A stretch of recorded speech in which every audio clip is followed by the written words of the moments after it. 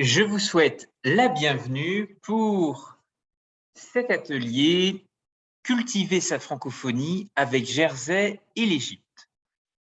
Un rendez-vous opportun en cette année 2022 qui célèbre le bicentenaire du déchiffrement des hiéroglyphes par Champollion. Alors, je vais vous proposer un parallélisme assez original entre les îles anglo-normandes et l'Égypte. Nous allons explorer ensemble les chemins de mémoire qui rapprochent ces deux univers, ces deux terres de civilisation.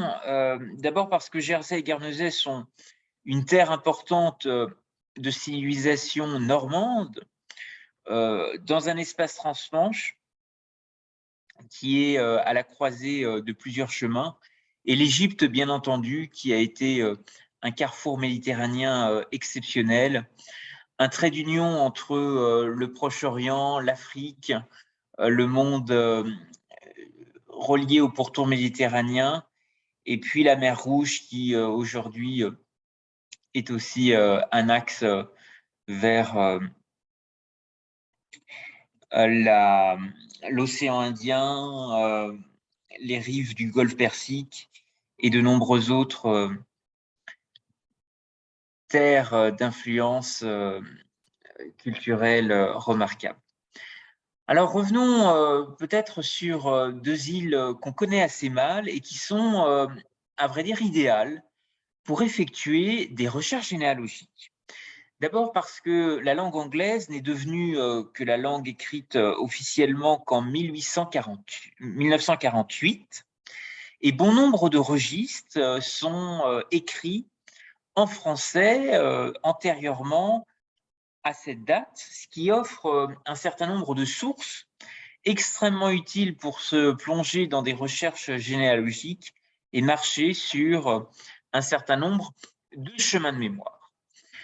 Cette langue anglaise, qui n'est devenue qu'une langue écrite officielle qu'en 1948, comme je vous l'indiquais, permet de retrouver, pour des passionnés d'histoire, des passionnés du patrimoine, un certain nombre de registres écrits en langue française. Et vous avez ici, sur les deux îles anglo-normandes, un certain nombre d'interlocuteurs qui peuvent justement vous aider et vous faciliter un certain nombre de démarches que vous auriez à mener dans vos recherches.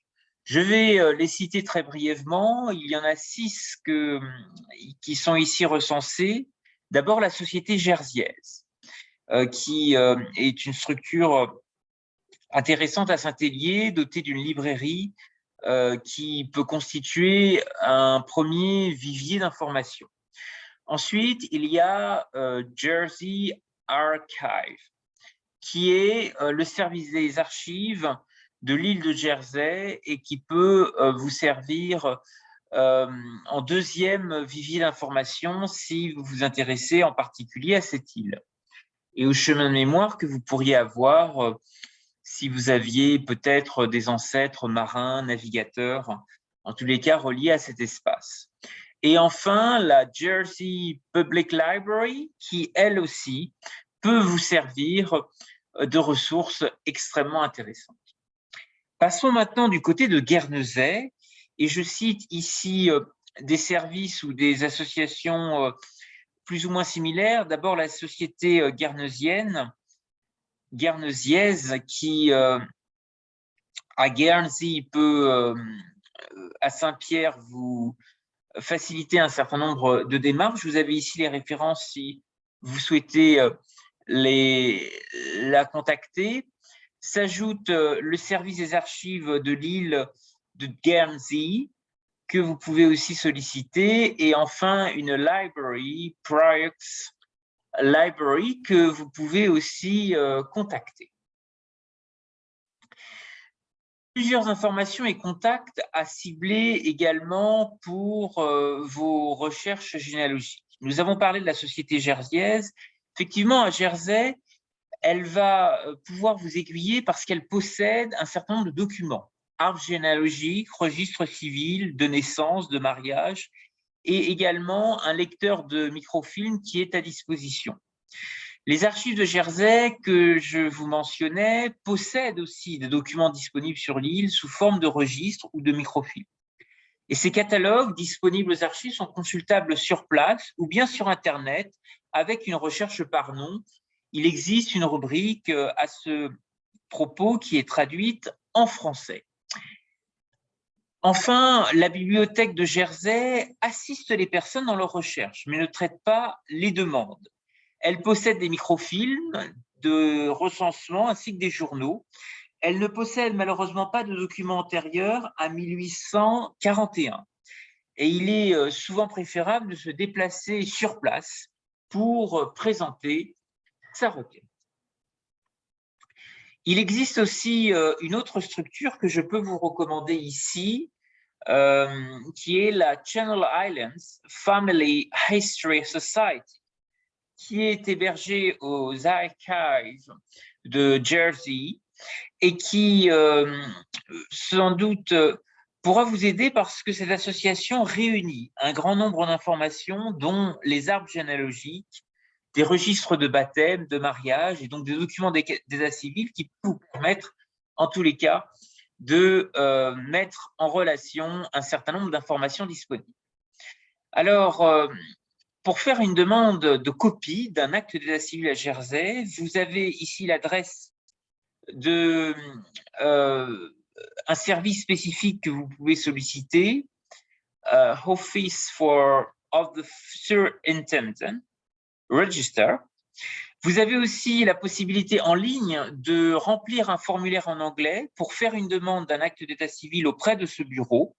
Vous avez ici le lien qui apparaît. Et je voudrais rappeler une spécificité, c'est que Jersey est une dépendance directe de la couronne britannique. Et donc, les lois et procédures appliquées sont différentes du système français. Comme vous pourrez le voir sur le formulaire en ligne, l'obtention des documents d'état civil est payante, tout comme l'envoi postal, avec un paiement en ligne proposé via le formulaire de demande, dont vous avez le lien qui apparaît ici au milieu de cette slide. Maintenant, regardons en détail le cas de Guernesey, qui, dans le domaine de ses recherches généalogiques, recense à la fois deux structures, la société guernesiaise, dont nous avons parlé, et la Priox Library. Vous pouvez, si vous souhaitez des détails supplémentaires, vous rapprocher aussi d'un service des archives qui possède à Guernesey des documents plus spécialisés. Alors, en dehors de cet univers généalogique, parlons peut-être plus spécifiquement d'un autre levier qui peut participer à la reconquête de notre histoire commune, à de nouvelles façons de faire circuler des idées. C'est tout simplement un journal. Et Le Rocher est aujourd'hui le seul journal francophone qui existe dans les îles anglo-normandes. Il est né véritablement en 2015 en réponse à une question: quels sont les médias en français à Jersey? Question posée en octobre 2015 pendant une assemblée régionale Europe de l'Assemblée parlementaire de la francophonie. Et cette interpellation a donné naissance à un projet collaboratif, Le Rocher, dont la première édition a vu le jour à Jersey le 19 mai 2016. Ensuite, en 2018, une diffusion plus large dans les îles et au-delà a été entreprise grâce à une association avec Guernsey Press qui a permis effectivement de faire rayonner cette initiative sur les deux îles anglo-normandes. Et l'un des défis aujourd'hui, en 2022, il est d'innover parce que des nouveaux médias, grâce à leur version numérique, sont accessibles pour le plus grand plaisir des francophones du monde entier.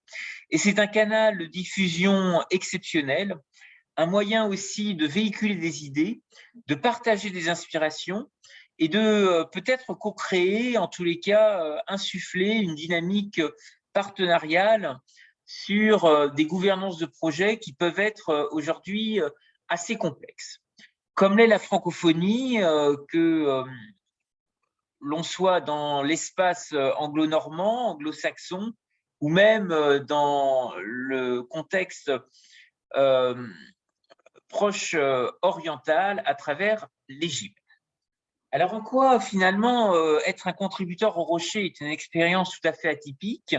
D'abord, il s'agit, comme je vous l'indiquais, du dernier journal francophone des îles anglo-normandes, mais le positionnement de ce journal insulaire est aussi une formidable plateforme d'échange pour communiquer avec le monde et créer, en lien avec la culture britannique, en lien avec la culture anglo-normande, un formidable vecteur d'échange, des passerelles avec un certain nombre de nations anglophones du Commonwealth et des contacts renouvelés, réinventés grâce à ce positionnement insulaire atypique qui est si ouvert, qui nous pousse et nous condamne à être davantage ouverts sur le monde et si ouvert à une mondialisation si particulière qui est la mondialisation des échanges maritimes.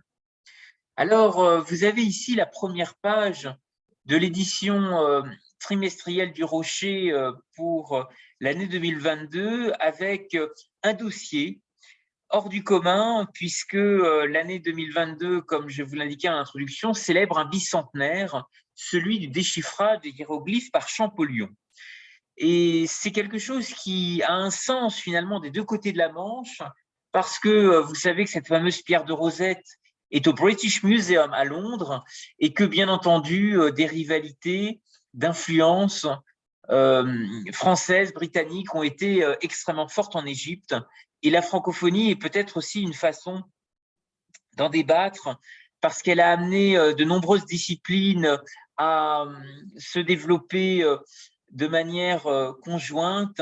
L'école du droit qui était portée au Caire a été essentiellement véhiculée grâce à la francophonie, qui a permis de diffuser un certain nombre d'idées civilistes, les idées du Code civil, et de se répandre pas seulement en Égypte, mais dans un certain nombre de pays du monde arabe, du Proche-Orient, du Golfe Persique, où ce Code civil français puis égyptien s'est exporté. Alors, bon anniversaire Champollion, c'est en tous les cas un exercice tout à fait bienvenu dans ce journal anglo-normand et francophone du Rocher, de parler un peu d'égyptologie, parce que vous avez ici, dans cette analyse qui est faite force, faiblesse, opportunité et menace, eh bien, autour de ce bicentenaire, finalement, il est possible de regarder le passé, mais aussi l'avenir.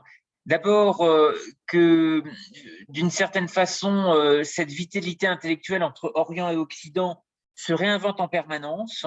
Dans l'espace transmanche, d'abord, un exemple tout à fait exceptionnel, c'est la baie du Mont-Saint-Michel qui, à travers le rétablissement de son caractère maritime, a aussi mis en scène un pupitre des lettres qui relie 4 alphabets, hébreu, grec, arabe et latin, et qui nous montre à quel point finalement la vitalité et l'histoire de l'écrit est aussi un formidable vecteur de dialogue entre les civilisations et les cultures.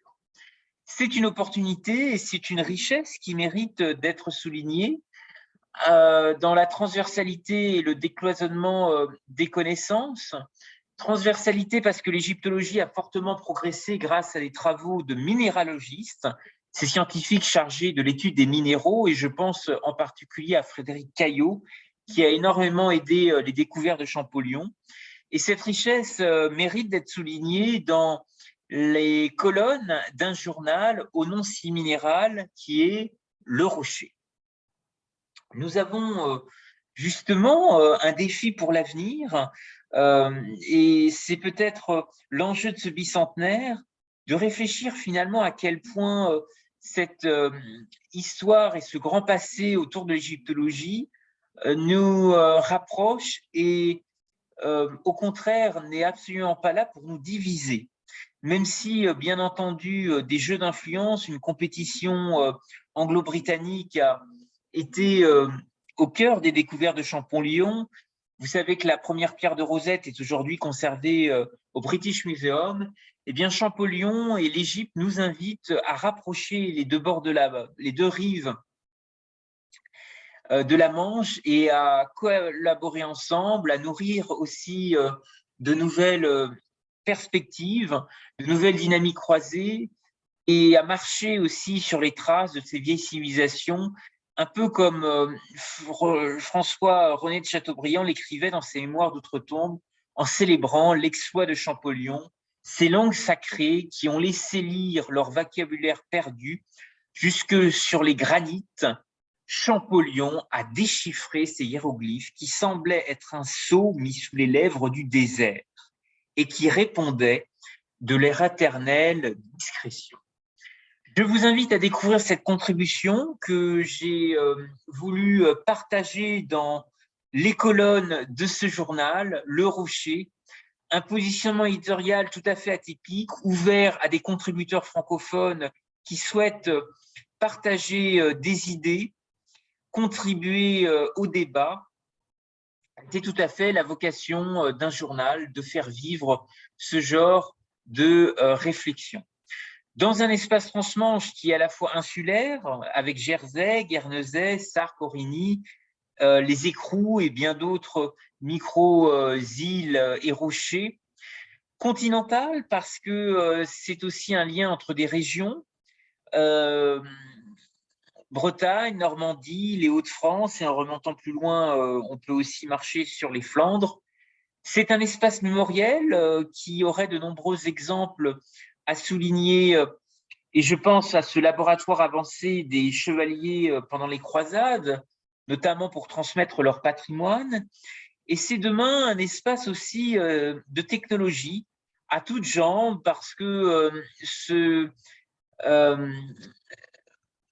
channel, c'est-à-dire ce passage si étroit de la Manche, nous offre aussi un cap sur la mobilité et sur les industries du futur. C'est peut-être une façon aussi de célébrer à travers un certain nombre de stratégies territoriales l'excellence. Et je voudrais à ce titre montrer des expériences intéressantes menées à la fois par des acteurs territoriaux qui démultiplient les possibles et démultiplient aussi cette excellence. Prenons un exemple qui vient de la Normandie continentale, c'est l'expérience Féno, qui entend faire partager et faire vivre une expérience unique au cœur des talents, mais aussi de cette fierté d'appartenance que nous pouvons aussi découvrir dans l'ensemble des territoires associés à cet espace transmanche. Une autre contribution, et qui fait sens avec Jersey et Guernesey, c'est une contribution insulaire. Et les îles sont aussi des laboratoires d'innovation, avec des dispositifs publics et privés qui permettent aussi d'encourager un écosystème créatif et technologique autour de start-up. Et l'expérience de la Jersey Tech Fair est justement l'occasion de montrer qu'il existe aussi des vitrines, des caisses de résonance, des programmes également d'entraînement, des programmes tremplins, en particulier le dispositif Sandbox qui existe et qui est porté par Digital Jersey. Mais vous savez que Guernesey a aussi un programme d'appui aux startups et aux porteurs de projets dans le secteur du numérique et qui s'appelle Digital Greenhouse. Alors, explorons ensemble, grâce à ce journal, de nouveaux sujets qui pourraient cultiver la francophonie entre Jersey, mais aussi d'autres civilisations, par exemple l'Égypte, qui fait sens parce que Victor Hugo écrivait que le Mont Saint-Michel que vous voyez en photo est finalement un éperon rocheux, une pyramide sur un habitacle qui est habité depuis le haut Moyen-Âge. Et Victor Hugo avait effectivement dans sa plume une métaphore assez exceptionnelle pour rapprocher justement cet espace transmanche et l'Égypte. Pour nous, c'est aussi à cœur battant une lumière qu'il est possible de faire rayonner sur des sites touristiques, sur la culture, la francophonie, de Jersey à l'Égypte, les spectacles vivants, le patrimoine, les champs de l'édition, du cinéma et de la musique qui peuvent certainement unir et rapprocher des îles, mais aussi des continents. À deux mains, nous avons aussi des savoir-faire ancestraux qui côtoient l'innovation. Dernier cri, grâce à des métiers d'art, de la cosmétique, des industries créatives de la mode, du travail des matières, que ce soit le verre, le métal, le lin, la pierre et le bois. Et enfin, ce sont aussi des contributions qui peuvent être imaginées dans le domaine de la santé, du bien-être et la capacité que nous avons aussi à nous former tout au long de la vie. Enfin, l'espace transmanche, c'est à la fois, comme le Nil, une façon d'avoir sans arrêt l'eau à la bouche, parce que gastronomie, agroalimentaire, sur un plateau, qu'il soit normand, anglo-normand ou même égyptien, nous permet de redécouvrir des produits de terroir, des fruits de mer, des produits laitiers, des confiseries, et d'y associer aussi des grands chefs, des jeunes talents dans le domaine de la restauration, des bars et des brasseries. Ce sont aussi peut-être des grains ou des graines de beauté que nous pouvons aussi rapprocher à travers ce prisme de la francophonie, puisque l'espace de la terre, de la mer et de la nature est aussi une terre de civilisation. Là où il y a de l'agriculture, il y a de la civilisation et des enjeux importants de biodiversité, de sauvegarde d'espaces naturels, d'exploitation de ressources marines, une économie sociale à faire vivre dans les îles, mais aussi dans les terres, entre fermes et écuries grandeur nature, entre mer et terroir. Économie circulaire qui est aussi stimulée peut-être à travers un volet de boutique, parce que finalement ces îles et nos régions sont des comptoirs de la mondialisation. Et nous avons de nombreuses pépites dans la mode, dans l'artisanat et la décoration que nous pouvons aussi valoriser dans les colonnes de journaux, de nouveaux médias, car les lecteurs sont aussi avides de découvertes. Bien, ces mots sont aussi un encouragement à partager de nouvelles inspirations, à détecter de nouveaux talents, de nouvelles pépites.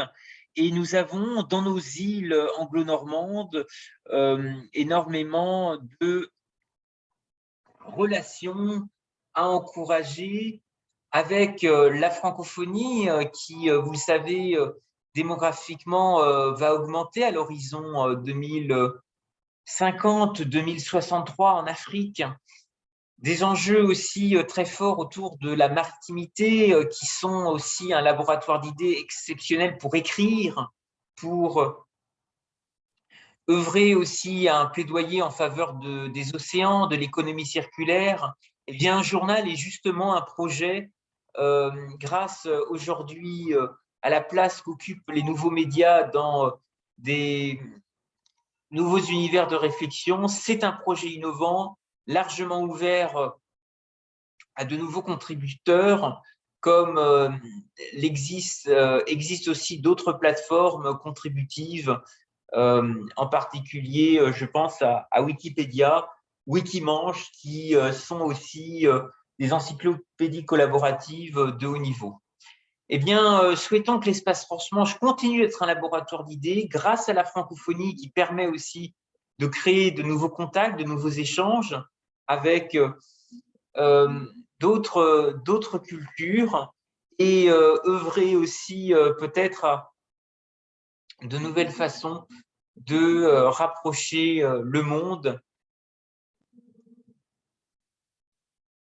Cet empire, c'était Bourguiba qui disait que la francophonie, c'est finalement une sorte d'empire universel sur lequel le soleil ne se couche jamais. Eh bien, trouvons de nouveaux jeux d'acteurs, de nouveaux engrenages, de nouvelles dynamiques, des alliances créatives, et c'est en tous les cas le message fort que je voudrais partager avec vous, du rocher aux pyramides. Eh bien, cultivons notre francophonie avec Jersey et l'Égypte. Merci à vous pour votre attention et je reste ouvert à vos questions. N'hésitez pas à poster si vous le souhaitez, des réactions ou même des interpellations et la réflexion est collective, alors je vous y encourage fortement et je vous remercie une nouvelle fois pour votre attention.